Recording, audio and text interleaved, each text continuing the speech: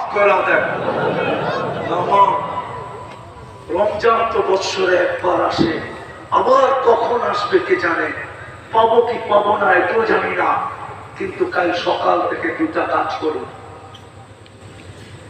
দুটা কাজ করি। ডেলি ঘুমানোর আগে আল্লাহর কাছে তওবা করে ঘুমাই, পারবেন?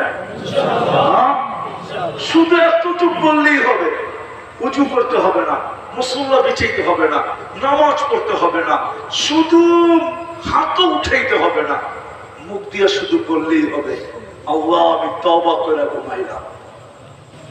সকালে উঠাইলে তো উঠবো, নাইলে তো আর আমার উঠা হবে না। সত্য তো? সকালে উঠাইলেই তো উঠা হয়, ঠিক না? না নিজেরা উঠি? কে উঠায়? হ্যাঁ, কোন তো মৌত দোয়াই তো বললাম, বিইসমিকা আমুতু, আপনার নামের উপরে মরতে চললাম, ওয়া আহইয়া, উঠাইলে উঠব। দোয়াই তো এটা, মৌত।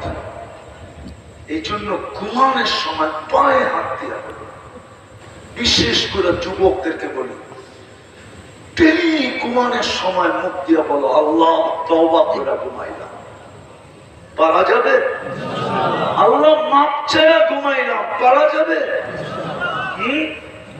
হ্যাঁ। আর দ্বিতীয় জিনিস, আজকের থেকে নামাজ ছাড়ব,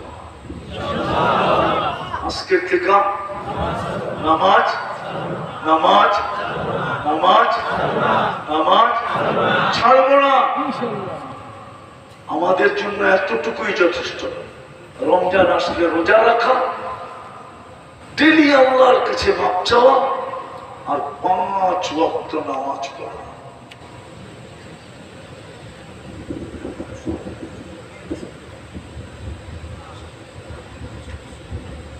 পাঁচ ওয়াক্ত নামাজ পড়া, পড়বো হ্যাঁ?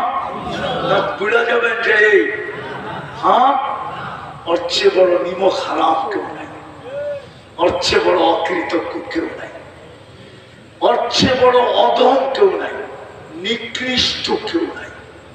আমি বলতেছি না, আব্দুল কাদের জিলানী রহমতুল্লাহ আলাইহি লেখছেন, শুকর নাকি বলে, শুকর, শুকর ছিলেন, ও সকালবেলা ঘুমেরতে উঠে বলে আল্লাহ আমি এখনই চক্ষুটা খুলবো, আমার প্রথম দৃষ্টিটা যেন কোনো বেনামাজির উপরে না পড়ে, কেননা বেনামাজি আমার